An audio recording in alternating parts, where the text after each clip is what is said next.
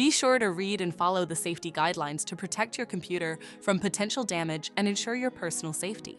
For more information about safety guidelines, see the owner's manual at dell.com/support. Before you begin, turn off the computer and disconnect all the attached peripherals.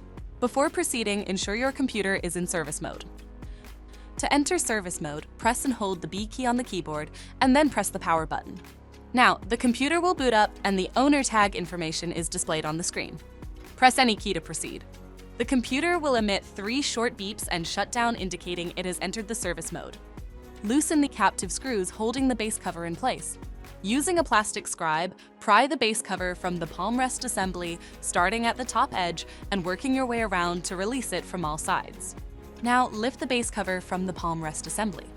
If your computer is unable to enter service mode, disconnect the battery cable from the system board. Identify the fan and disconnect the cables.